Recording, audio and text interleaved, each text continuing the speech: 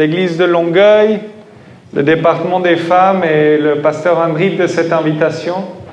Une grande bénédiction de pouvoir être ici ce soir et pouvoir partager la parole du Seigneur. C'est merveilleux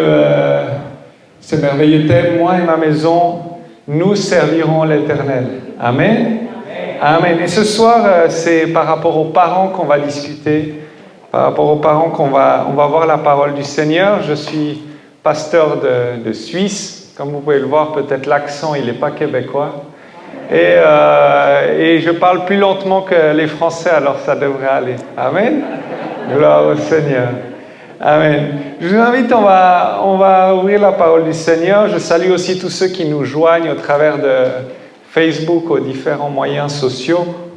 Et on va rentrer dans la méditation de la parole dans 1 Pierre chapitre 2, versets 9 à 10. 1 Pierre chapitre 2, versets 9 à 10. Amen, gloire au Seigneur. Amen. Quand vous avez trouvé, vous pouvez me confirmer par un Amen. Amen. Bon, il n'y en a pas encore beaucoup, je vous laisse encore un peu de temps. 1 Pierre, chapitre 2, versets 9 à 10. Pour moi, c'est pas une première, mais presque. Prêcher sans traduction, c'est une bénédiction. Amen. On va profiter de cela. Amen. Gloire au Seigneur. Amen. On va lire tous ensemble ces deux passages. Vous, au contraire, vous êtes une race élue, un sacerdoce royal, une nation sainte, un peuple acquis afin que vous annonciez les vertus de celui qui vous a appelé des ténèbres à son admirable lumière, vous qui autrefois n'étiez pas un peuple et qui maintenant est le peuple de Dieu, vous qui n'aviez pas obtenu miséricorde et qui maintenant avez obtenu miséricorde. Amen. Gloire au Seigneur. Amen. Vous pouvez vous asseoir. On a prié, on va voir ces quelques passages aujourd'hui. Et une première chose qui saute à l'œil, c'est vous au contraire. Amen. Au contraire, ça veut dire à la place de quelque chose d'autre. Le contraire, et ici, il fait contraire à ceux qui sont incrédules. C'est que nous avons une espérance grande qui se trouve en Jésus-Christ. Nous étions séparés, nous étions éloignés à cause de cette nature pécheresse, à cause de tous les péchés qu'on aurait pu commettre, nous étions éloignés de Dieu. Nous ne faisions pas partie du peuple de Dieu. Le peuple de Dieu, c'était les Juifs, c'était ceux qu'il avait choisis. Et maintenant, au travers de Jésus-Christ, nous pouvons devenir le peuple de Dieu. Nous avons été acquis par son sacrifice à la croix. Nous avons été acquis par son sang versé pour nous. Et c'est une grande bénédiction que nous puissions maintenant être le peuple de Dieu. Il a fait de nous une nation sainte, un peuple acquis, un sacerdoce royal. Amen. C'est ce que le Seigneur a fait pour nous en donnant sa vie à la croix pour chacun d'entre nous. Amen. C'est une grâce que nous avons. Nous sommes dans le meilleur des temps. Certains nous disent non, mais c'est un temps difficile. C'est un temps où il y a de l'incrédulité, où il y a plein de choses, où le péché est partout, où l'apostasie est partout. Et oui, c'est peut-être le cas, mais nous sommes dans le meilleur temps parce que nous sommes dans la grâce. Et il nous a rachetés gratuitement. Nous étions pécheurs, Christ est mort pour nous. Quand nous étions encore pécheurs, Christ est mort pour nous et nous sommes dans la grâce. Nous avons juste à accepter l'appel qu'il nous fait. Il a laissé les bras ouverts pour chacun d'entre nous et a offert le salut gratuitement. Amen. Et c'est une bénédiction que nous avons. Amen. Et le Seigneur nous appelle à vivre différemment. Amen. Au contraire, il nous est dit, au contraire, vous êtes une race élue, un sacerdoce royal, une nation sainte, un peuple acquis. Le Seigneur veut qu'on vive une vie différente. Et dans l'éducation des enfants, le Seigneur veut qu'on éduque différemment. Le monde peut éduquer d'une certaine manière, les normes du monde peuvent être d'une certaine façon, mais nous devons vivre d'une manière différente. Nous sommes une nation sainte. Amen. Et une nation, c'est quoi? Il y a une culture, il y a un style de vie et il y a des valeurs. Amen. C'est ce qui définit une nation. Par exemple, dans la culture, on a différentes cultures qu'on connaît. La culture en Suisse n'est pas forcément la même qu'au Canada, n'est pas forcément la même qu'en Équateur ou en Colombie. On discutait, par exemple, à midi, dans la culture, il y a la ponctualité. La ponctualité en Suisse, on dit à 8 heures, on doit être à 8 heures. En Équateur, on dit à 8 heures, il faut être à 10 heures sur place. C'est pas les mêmes choses. C'est pas la même culture et c'est pas quelque chose qu'ils le font de manière grossière ou de manière mauvaise. C'est juste une manière de penser, une façon de faire les choses. C'est une culture différente. Il y a des valeurs aussi. Les valeurs, par exemple, qu'on a en Asie ou les valeurs qu'on a en Europe sont différentes. C'est pas qu'une est meilleure ou qu'une est moins bonne. C'est qu'il y a des valeurs différentes. On doit savoir comment gérer ces différentes valeurs, ces différentes manières, ces différents styles de vie. Par exemple, on apprend, je suis aussi dans une association qui travaille à niveau mondial, et quand on traite avec des personnes qui sont au Japon, par exemple, ils nous disent toujours oui. Ils disent toujours oui, même s'ils pensent non, ils disent oui, parce que c'est la manière d'être poli. Donc c'est une autre manière de vivre, une autre manière de voir les choses, une autre culture, des autres valeurs. Et quand le Seigneur dit qu'il fait de nous une nation sainte, ces choses rentrent en ligne de compte. On doit avoir un style de vie qui est propre à l'Évangile. Nous devons avoir des valeurs qui sont propres à l'Évangile. Peu importe ce que notre culture autour de nous indique, peu importe ce que les gens pensent, nous devons avoir des valeurs et une culture et un style de vie qui est selon la parole de Dieu. Nous ne pouvons nous écarter de cela. Et cela doit être inculqué aux enfants. Si nous sommes une nation sainte, nous devons inculquer ces valeurs aux enfants. C'est indispensable pour qu'ils puissent vivre dans ce monde, dans tout ce qui nous entoure, d'une manière qui plaît au Seigneur.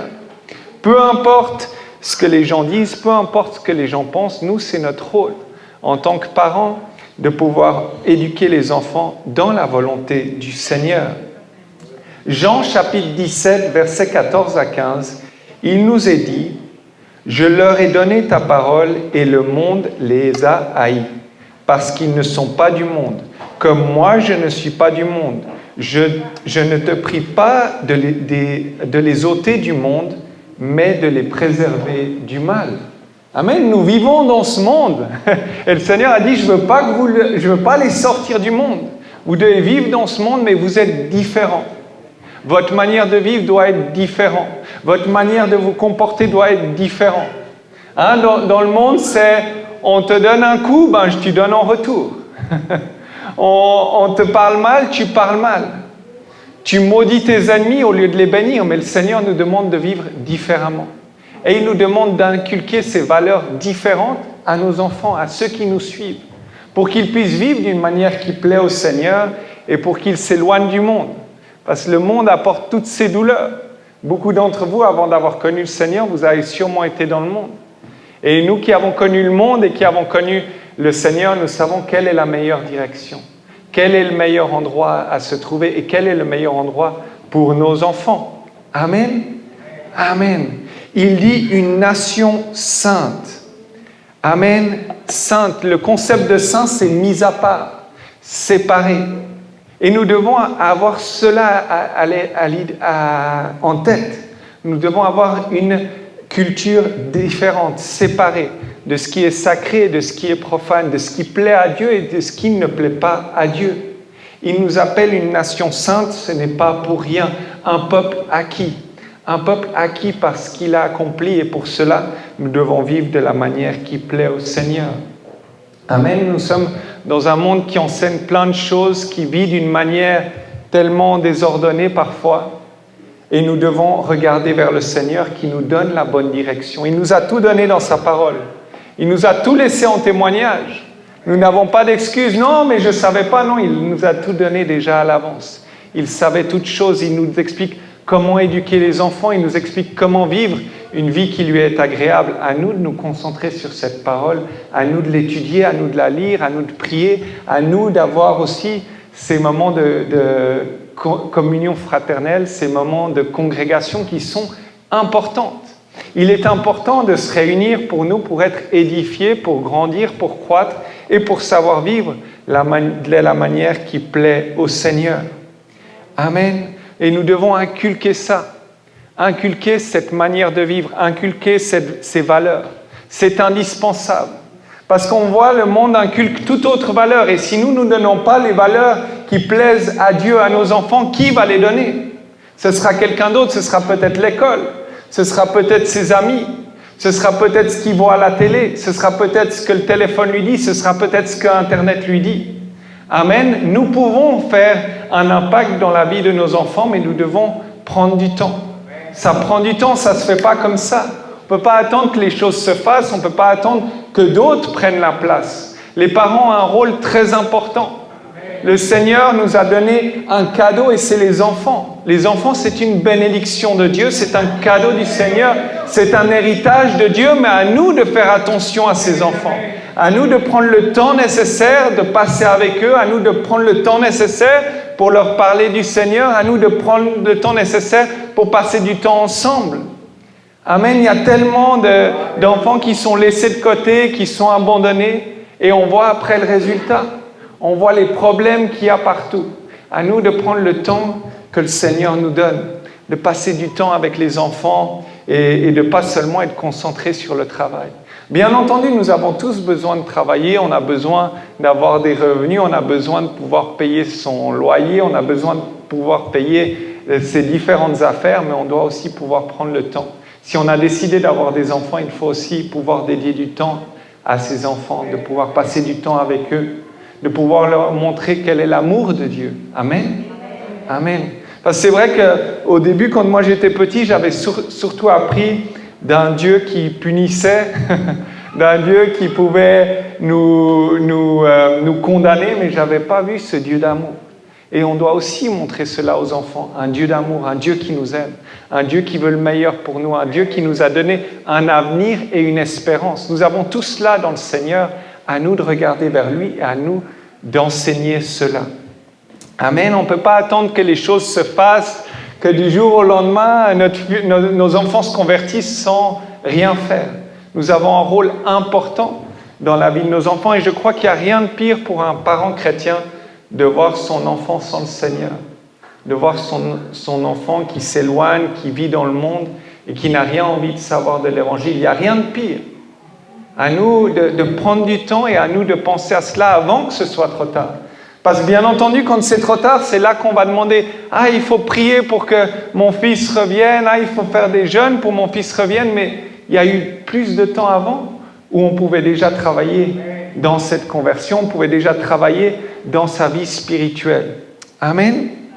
Amen. Il y a 4 agents formateurs pour les enfants. Il y a 4 agents formateurs qui sont importants pour l'enfant. Et le premier et le plus important, c'est la famille. C'est le premier lieu de formation. Parce qu'à 4 ans, vous n'allez pas à l'école, vous passez du temps à la maison. C'est les parents qui vont vous commencer à vous apprendre à parler, à vous apprendre à marcher, à vous donner les bonnes habitudes. Hein, une habitude, ça prend en général plus de 20 fois pour que ça se convertisse en habitude.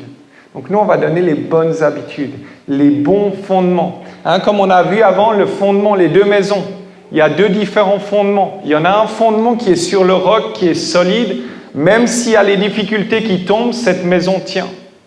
Mais il y a un fondement qui est plus sur le sable, qui n'est pas solide. Et ce fondement tombe à la première difficulté. À nous de poser un fondement solide. À nous de poser un fondement qui soit sur la parole du Seigneur. Et les parents sont la partie la plus importante pour la transmission de valeurs. Vous êtes le premier qui va lui transmettre les valeurs. Non, il ne faut pas faire ça, c'est pas bien. Non, il ne faut pas faire ça, c'est pas bien. Hein? Lui expliquer, lui montrer ce qu'il doit faire ou pas faire. Donc on doit lui transmettre les valeurs qui sont chères à la vie chrétienne, des valeurs importantes. On doit pouvoir donner des valeurs à nos enfants. Qu'est-ce qui est bien, qu'est-ce qui n'est pas bien, pour qu'ils sachent, parce que l'enfant, il n'est pas avec la science infuse. Il ne sait pas les choses. Hein? Et même, il y a cette nature qui nous entraîne à faire le mal. À nous de l'enseigner qu'est-ce qui est bien, qu'est-ce qui n'est pas bien, lui donner des valeurs qu'il puisse utiliser toute sa vie. Et c'est tout le sujet des proverbes. Un père qui enseigne à son enfant. Qu'est-ce qu'il doit faire, comment il doit marcher, qu'est-ce qu'il doit entreprendre. Donc c'est important. Proverbe chapitre 6, versets 20 à 24 nous dit « Mon fils, garde les préceptes de ton père et ne rejette pas l'enseignement de ta mère. Lis-les constamment sur ton cœur, attache-les à ton cou. Ils te dirigeront dans ta marche, ils te garderont sur ta couche, ils te parleront à ton réveil, car le précepte est une lampe et l'enseignement une lumière, et les avertissements de la correction sont le chemin de la vie. Ils te préserveront de la femme corrompue, de la langue doucereuse, de l'étrangère. » Amen. Tout ce chapitre 6 de Proverbes est très intéressant. Il dit, il y a 6 choses que l'Éternel est et 7 qui lui sont en abomination.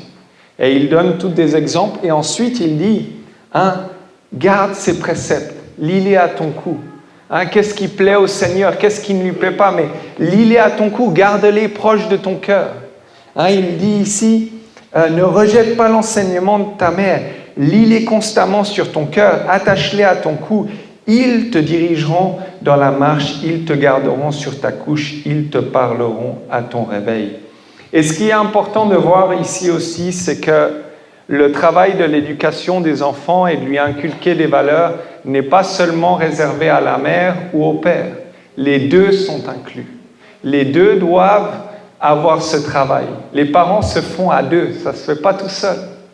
Des fois, il y en a qui disent « Non, je laisse ma femme s'occuper » ou « Non, je laisse mon mari ». Les deux ont leur part à jouer.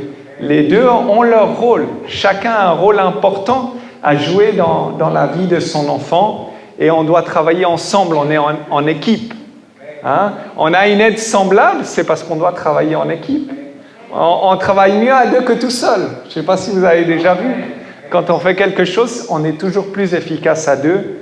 Et il est important d'être en accord. Il n'y a rien de pire pour un enfant quand les parents ne sont pas d'accord. Ça arrive des fois, l'enfant il va demander au papa, le papa il dit non, il va voir la maman et la maman dit oui. Ça arrive. Donc il vaut mieux se mettre d'accord. Parce que sinon l'enfant il a l'habitude de prendre toujours la mauvaise direction. Il me dit non, je vais chercher un autre moyen. Non, il faut être d'accord entre parents. Ou bien quand on dit quelque chose, non, tu n'aurais pas dû dire ça. Non, mais dites pas devant l'enfant. Parce que ça va affecter votre autorité.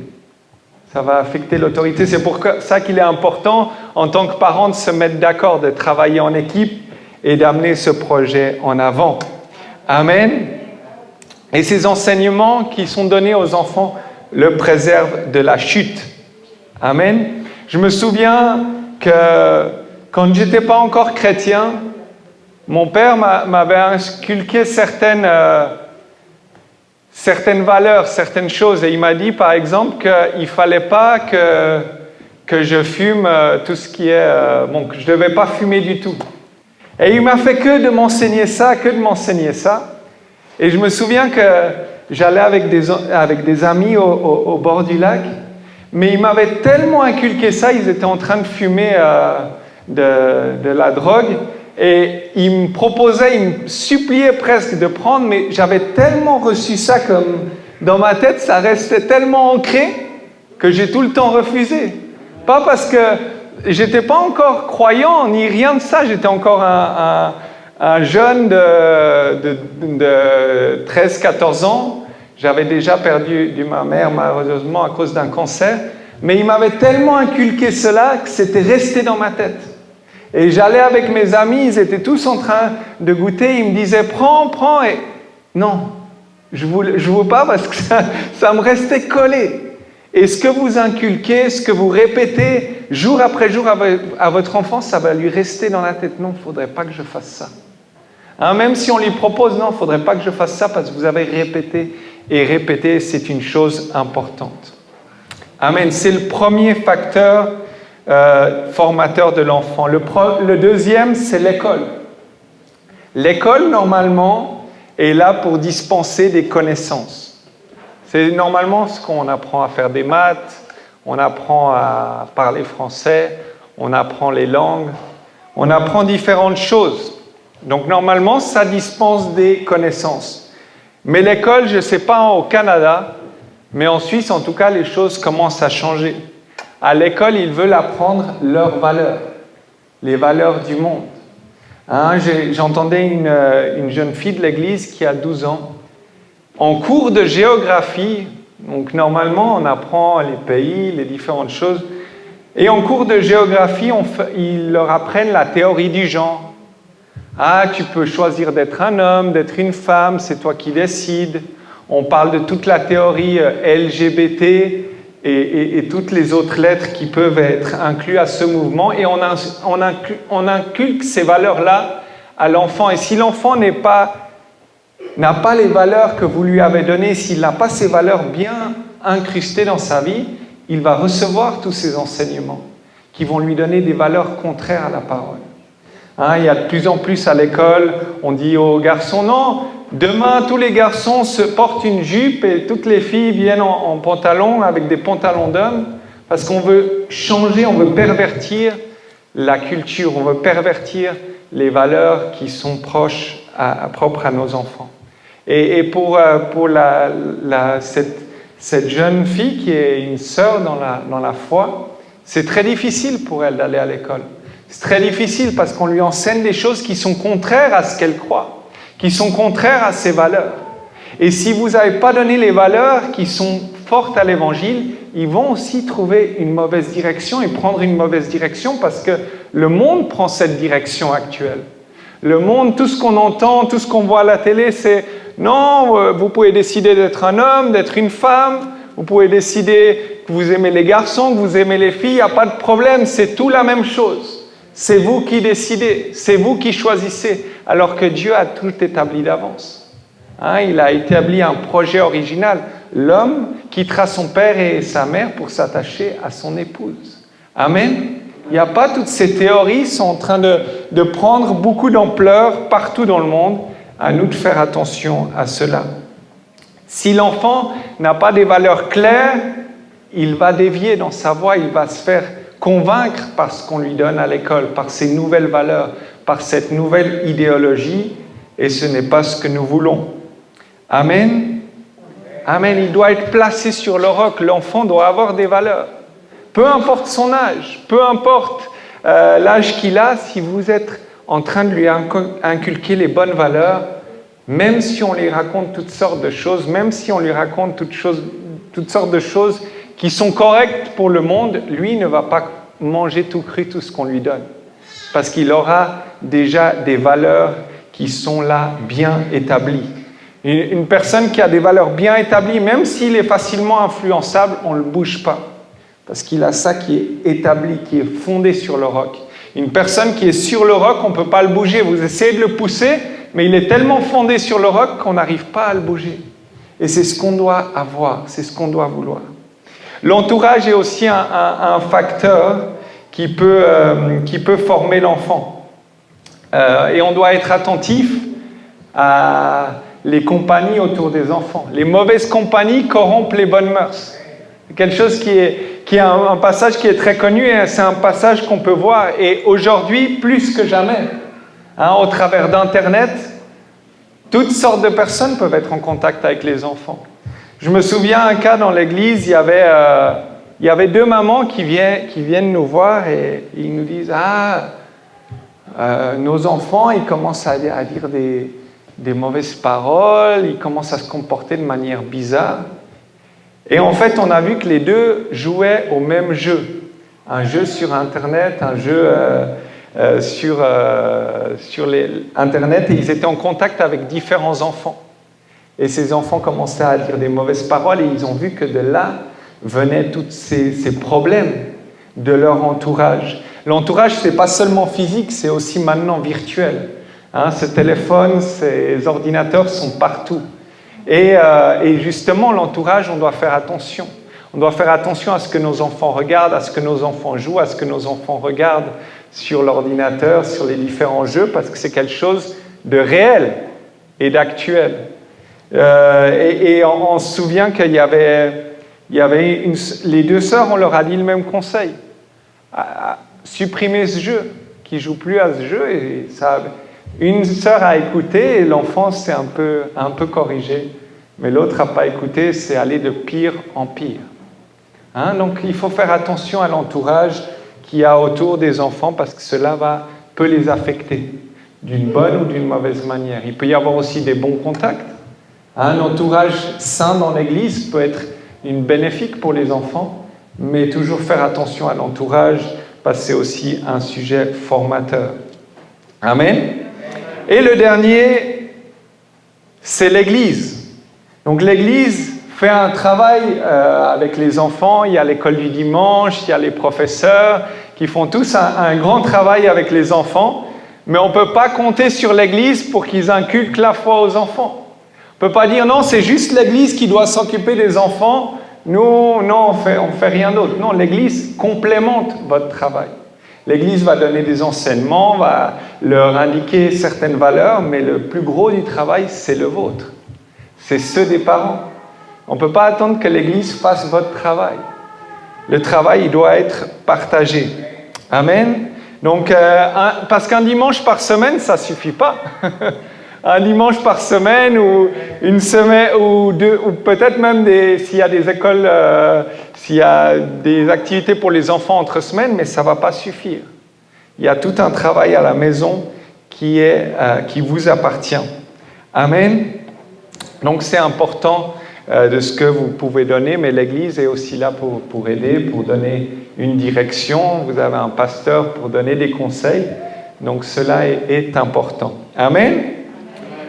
Amen. Donc nous ne pouvons pas laisser les mauvais facteurs influencer les enfants. Et il y a beaucoup de facteurs actuellement et c'est la technologie. La technologie influence d'une manière incroyable.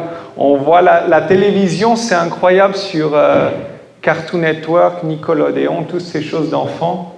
On voit que c'est bourré d'idéologie du genre, de tout ce qui est la cause LGBTQ et plus, parce qu'il y a plus de lettres encore. Et toutes ces choses-là sont partout à la télévision. À nous de faire attention à ce que les enfants regardent aussi à la télévision. À nous de surveiller, à nous d'être avec eux. Ah, qu'est-ce que tu regardes? Bon, je vais m'asseoir avec lui. D'ailleurs, j'ai entendu une professeure de logopédiste qui aide les enfants à parler, a dit de 0 à 3 ans, un enfant ne devrait pas regarder d'écran, parce que ça va empêcher un bon développement du langage. Et après, ça doit être très contrôlé, le temps passé devant les écrans. Et elle a dit, le pire, l'ennemi pour les enfants, c'est ça. C'est le pire de tout, parce que c'est un petit écran et tous les facteurs moteurs de l'enfant, il aura de la peine à se développer à cause de ces petits écrans. Donc les grands écrans, limités, mais les petits écrans, c'est ce qu'il y a de pire et c'est ce que nous devons limiter au maximum. Amen. Donc il faut Internet, vous pouvez mettre le contrôle parental pour savoir ce que l'enfant regarde, pour regarder l'historique et pour éviter d'avoir de mauvaises expériences. Je vous le dis parce que moi, sans le Seigneur et mon papa qui ne regardait pas forcément ce que je regardais pas les meilleures choses sur Internet. Parce qu'on peut trouver tout actuellement. C'est facile. On tape 2-3 choses. Si on nous donne les mauvaises informations, les mauvaises influences, on peut regarder tout et n'importe quoi. Parce qu'Internet peut déposer des bonnes et des mauvaises choses. Donc à nous de faire attention, à prendre du temps, à regarder ce que les enfants regardent à la télé, à regarder ce que les enfants regardent sur Internet. Au fur et à mesure qu'ils grandissent à un certain âge, on peut laisser un peu de lest. Mais quand ils sont petits, il faut vraiment prendre du temps, regarder, passer du temps avec eux pour éviter les mauvaises expériences. Amen. Donc, inculquer les valeurs, inculquer la morale sont un travail super important, un travail que nous devons faire constamment parce que sinon, d'autres vont le faire. Si vous ne le faites pas, d'autres vont le faire. Et vous aurez des mauvaises expériences à la fin du chemin. À la fin, ce sera l'école, ce sera la télévision, ce sera leur entourage qui auront formé les valeurs de votre enfant, et quand il aura 16-17 ans, on ne peut plus rien faire. À un certain âge, vous ne pouvez plus revenir en arrière. Il faut profiter quand ils sont petits. C'est le meilleur moment, et nous allons le voir après au niveau de la foi. La jeunesse est une chose extrêmement importante de prendre le temps quand ils sont petits. Parce que nous devons inculquer les valeurs, nous sommes une nation sainte, mais aussi un sacerdoce royal, et c'est là que nous devons inculquer la foi. La foi est aussi un travail où nous devons travailler de manière très forte, et leur indiquer qu'est-ce que c'est la foi.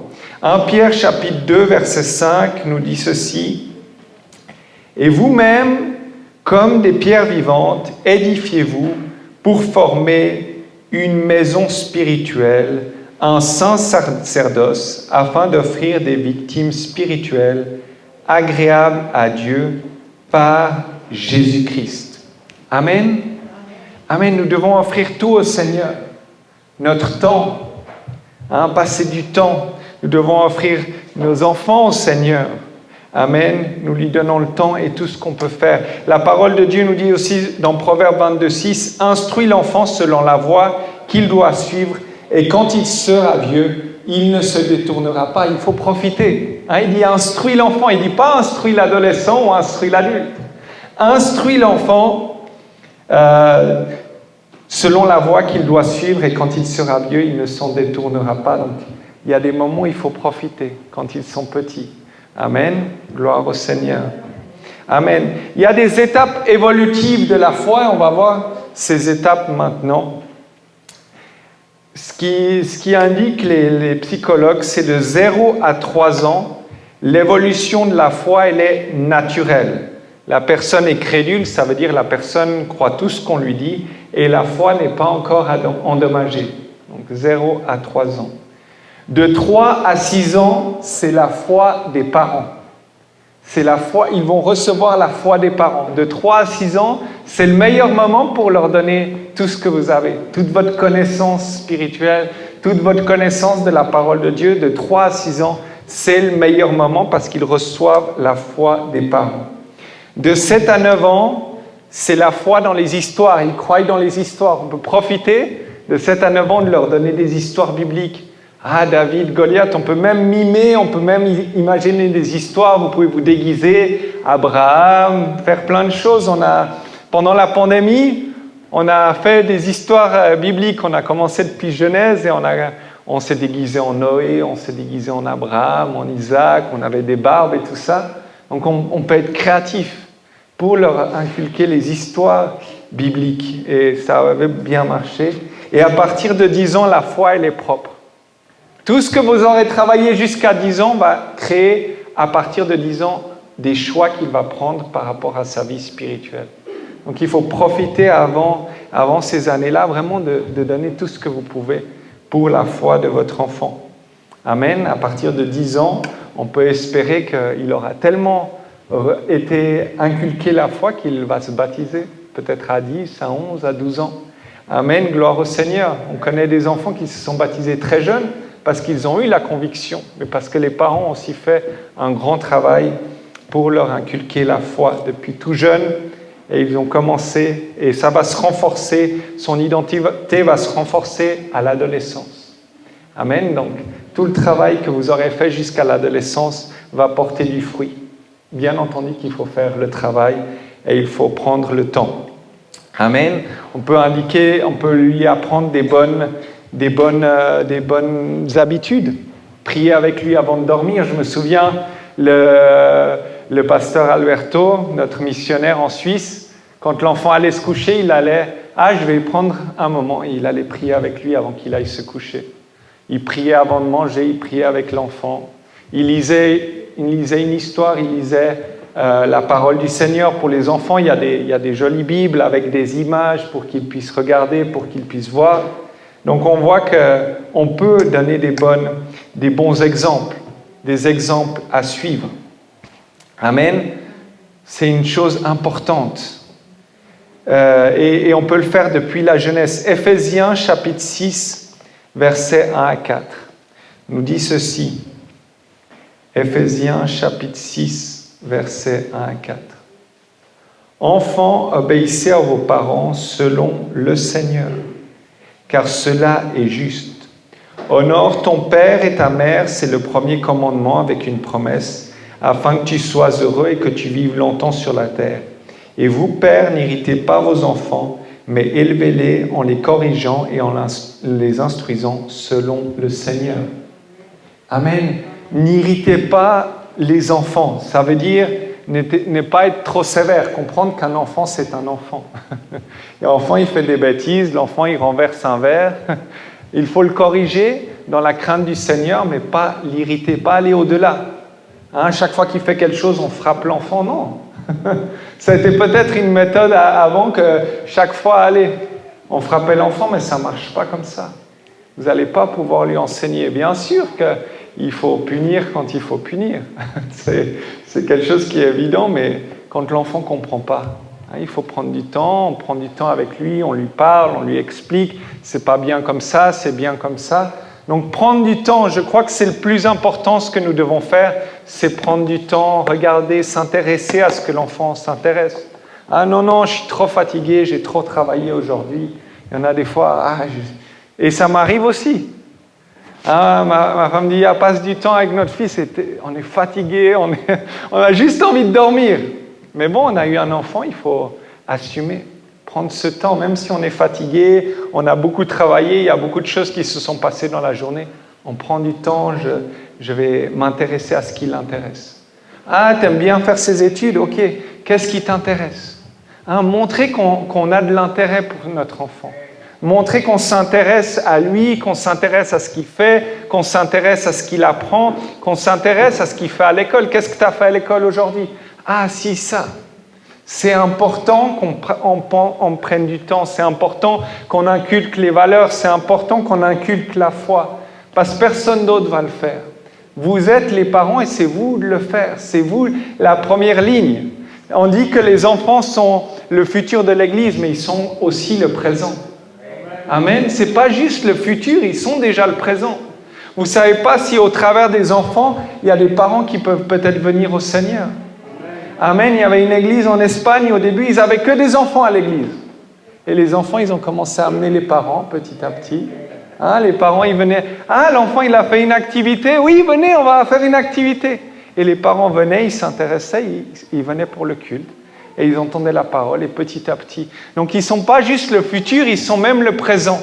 À nous de travailler dans le présent de nos enfants. À nous de travailler en eux pour que dans le futur, nous puissions voir une église remplie de la présence du Seigneur. Que nous puissions voir des enfants louant le Seigneur, levant les mains au Seigneur.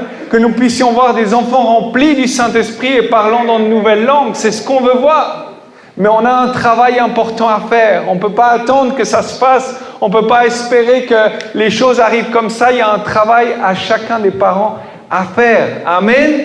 Amen. On ne peut pas attendre ça juste du pasteur. Le pasteur va faire tout ce qu'il peut. Mais il y a un travail des parents, il y a un travail des enfants pour pouvoir avancer. Amen. Gloire au Seigneur. Amen. Pour ceux qui sont parents actuellement, prenez du temps. Et ceux qui seront dans le futur, assurez-vous d'être prêts. Amen. Cherchez la parole du Seigneur. Si vous allez à une école, si vous allez au culte du dimanche, essayez d'expliquer à l'enfant ce que vous avez vu au culte ou ce que lui il a reçu à la classe. Qu'est-ce que tu as vu à la classe d'école du dimanche? On a vu ci, on a vu ça. Amen. Amen. On doit prendre ce temps-là pour qu'il puisse croître, qu'il puisse connaître le Seigneur, qu'il puisse avoir des valeurs définies. Amen. C'est important qu'il ait ces valeurs définies, fondées. Amen. Même si on lui raconte n'importe quoi, même si ses amis veulent l'influencer à faire des choses mauvaises, il aura tellement des valeurs claires, des valeurs définies, une identité définie en Christ. Il fera la différence. Les gens vont regarder, ils vont dire « mais celui-là, il est différent. Il a quelque chose de différent. Il ne voit pas les choses comme nous on voit. Il vit d'une manière différente. Il prie, la chose arrive. » Parce qu'il faut être comme des enfants. Les enfants, ils prient et ils croient et la chose s'accomplit. Des fois, les enfants ont même plus de foi que nous-mêmes. Nous qui connaissons, ils ont même plus de foi parce qu'ils prient, ils croient et la chose s'accomplit. Amen. Amen. Donc, on ne doit pas les laisser se faire détourner par tout ce qui se passe autour et dans le monde. À nous de les enseigner dans la parole du Seigneur et nous allons voir des grandes choses dans la vie des enfants. Nous allons voir des grandes choses dans l'Église. Amen.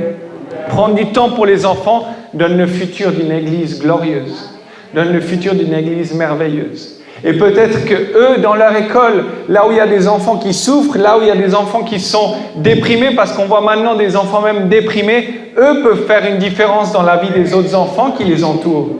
Ils ont dit, ah oui, j'ai plein de problèmes, ça va pas à ma maison, et l'enfant il peut dire, ah oui, mais moi je connais quelqu'un, je connais Jésus. Hein, et ça arrive, et on voit, et les gens, ah, c'est qui ce Jésus? Amen. Si on enseigne bien les enfants, ils peuvent être un exemple. Et même les adolescents, ils peuvent aider les gens qui les entourent. Ils peuvent aider les autres jeunes de leur âge. Amen. Si on a fait le travail de manière adéquate comme le Seigneur le demande, on verra de grandes choses. À nous de dédier le temps, à nous de dédier nos prières, d'entourer nos enfants de nos prières. Aussi, c'est notre rôle. Amen. Seigneur, aide mon enfant, aide-le. Là, à l'école, aide-le là où il se trouve, aide-le ici et là. J'avais vu ce matin, j'ai beaucoup aimé le frère Andrit avant que ses enfants aillent à l'école. Ah, on va prier. Ils prient avec les enfants et après ils vont à l'école. C'est des bonnes choses, c'est des bonnes habitudes qu'on inculque et eux ensuite vont le répéter. Amen. Amen, c'est notre rôle. C'est notre rôle en tant qu'Église, c'est notre rôle en tant qu'enfant de Dieu. Amen. Parce qu'avant d'être parents, on est aussi enfant de Dieu. Amen. Et ce que nous devons répéter. Répète-les à tes enfants, répète-les aux enfants de tes enfants. Donc il faut toujours le répéter, il faut enseigner cette parole. Amen, d'une manière qu'ils puissent comprendre et d'une manière qu'ils puissent être changés. Parce que cette parole, elle est esprit et vie. Elle n'est pas seulement esprit et vie pour les adultes. Elle est aussi esprit et vie pour les enfants. Cette parole produit un œuvre. Elle produit un impact. Quand elle est envoyée, elle produit quelque chose. Et si nous le faisons, si nous leur enseignons, si nous leur parlons de Dieu, Dieu va faire une grande chose dans leur vie. Amen. Amen, gloire au Seigneur. Et je crois que nous avons une bénédiction de pouvoir être dans une merveilleuse église, de pouvoir être ensemble en communion pour pouvoir faire le travail que le Seigneur nous demande. Amen. Amen, vous recevez la parole, vous recevez différents enseignements et le Seigneur va nous aider à pouvoir enseigner une génération qui vient. Une génération pour la gloire de Dieu. Amen. Une génération qui témoignera les bontés de l'Éternel, une génération qui louera le Seigneur. Amen. Il n'y a rien de plus beau de voir un enfant qui lève les mains et qui chante au Seigneur. Amen. Il n'y a rien de plus beau que ça. Amen. Et c'est ce que nous désirons voir, c'est ce que nous voulons voir. Amen. Gloire au Seigneur. Amen. Et ça commence dans la maison. Ça commence dans la maison. Gloire au Seigneur. Amen. Il est important. On va relire ce qu'on a lu au départ. 1 Pierre chapitre 2, versets 9 et 10. 1 Pierre chapitre 2, versets 9 et 10. Vous, au contraire, vous êtes une race élue, un sacerdoce royal et une nation sainte, un peuple acquis, afin que vous annonciez les vertus de celui qui vous a appelé des ténèbres à son admirable lumière. Vous qui autrefois n'étiez pas un peuple et qui maintenant êtes le peuple de Dieu. Vous qui n'aviez pas obtenu miséricorde et qui maintenant avez obtenu miséricorde. Nous devons marquer la différence. Il y a une différence entre les ténèbres et la lumière. À nous de représenter la lumière qui est le Seigneur. À nous d'annoncer la lumière qui est Christ. Amen. Alléluia, gloire au Seigneur. Je vous invite à vous lever, on va prier. Oh Seigneur, nous te remercions pour ta grâce, nous te remercions pour ta fidélité. Nous te remercions pour cette soirée, Seigneur, et pour tout ce que tu as accompli. Nous te prions pour chaque parent qui est ici, Seigneur. Nous te prions, Seigneur Jésus, pour chaque foyer, pour chaque famille représentée ici. Nous te remettons, Seigneur, chaque parent dans ta présence, Seigneur, te demandons d'œuvrer de manière glorieuse et de manière puissante, Seigneur. Nous avons besoin, Seigneur, que tu touches les vies. Nous avons besoin, Seigneur, que tu œuvres d'une manière glorieuse et puissante, Seigneur. Manifeste-toi dans chaque vie, manifeste-toi dans chaque famille, manifeste-toi dans chaque parent, Seigneur. Aide-nous, Seigneur, à inculquer les valeurs, aide-nous à inculquer de la foi, comme il te plaît, Seigneur. Nous voulons, Seigneur, pouvoir dire Moi et ma maison, nous servirons l'Éternel. Et cela commence à la maison, cela commence dans notre famille, Seigneur. Aide-nous, Seigneur, donne-nous la sagesse, donne-nous l'intelligence, donne-nous ton Saint-Esprit pour faire ta volonté, Seigneur Jésus. Oh, il y a tellement de besoins dans le monde, il y a tellement de difficultés, il y a tellement de choses qui veulent détourner nos enfants de la vérité. Aide-nous, Seigneur. Nous avons tellement besoin de toi, nous avons besoin de ta grâce et de ta puissance. Nous avons besoin de toi plus que jamais, Seigneur Jésus. Dans cette génération, Seigneur, dans cette génération et dans ce monde, Seigneur, qui va de plus en plus de ruines, de désastre en désastre, Seigneur. Nous voulons rester debout et témoigner la gloire de Dieu. Nous voulons rester à tes pieds et dire, Seigneur, nous avons besoin de toi. Sans toi, nous sommes rien. Tu es le seul qui est capable, Seigneur Jésus. Ce n'est plus moi qui vis, mais c'est Christ qui vit en moi, Seigneur Jésus. Prends toute la place, Seigneur. Prends la place du roi. Prends la place du chef. Prends la place dans nos familles, Seigneur. Sois le centre, Seigneur. Sois l'alpha, l'oméga, le commencement et la fin de chaque famille, Seigneur. Que chaque famille, Seigneur, se trouve en toi, déverse toute sa confiance en toi. Place ses enfants au pied de la grâce, au pied de la croix, Seigneur Jésus. Nous ne pouvons rien par nous-mêmes, Seigneur, mais nous avons confiance que dans ce moment, là où il y a ta présence, il y a la liberté, Seigneur. Et nous avons confiance, Seigneur, que toute chaîne, que tout lien qu'il pourrait y avoir, Seigneur, dans la vie de nos enfants est détruit dans le nom de Jésus. Manifeste ta grâce et manifeste ta puissance. Aide chaque parent, lui donnant sagesse, intelligence et autorité par le Saint-Esprit, Seigneur Jésus. Nous voulons voir, Seigneur, une génération qui se lève et une génération qui glorifie Dieu, une génération qui adore le Seigneur, une génération qui loue Jésus-Christ, Seigneur. Et toi seul fais cette œuvre, toi seul peux accomplir cela, Seigneur. Ce n'est ni par la puissance, ni par la force, mais par ton Esprit, dit l'Éternel, Seigneur. Et nous avons confiance, Seigneur, que tu es le meilleur, Seigneur. Tu es le meilleur des pères, tu es le meilleur, Seigneur, qui dirige tous nos pas, Seigneur. Oh, où irions-nous, Seigneur, toi seul, à les paroles de la vie éternelle, Seigneur. Aide-nous, Seigneur Jésus, aide chaque parent, Seigneur, ici à Longueuil et dans toute ton Église, Seigneur. Oh, aide-nous, Seigneur Jésus, pour faire ta volonté, Seigneur. Oh, Seigneur, nous ne pouvons rien par nous-mêmes. Tu es le seul, Seigneur. Oh, aide-nous, Seigneur. Nous ne voulons pas avoir une génération qui s'écarte, Seigneur, mais une génération qui soit prête pour ton retour, Seigneur. Tu reviens bientôt, Seigneur, et nous voulons être sauvés, nous et toutes nos familles, Seigneur. Moi et ma maison, nous servirons l'Éternel, Seigneur Jésus.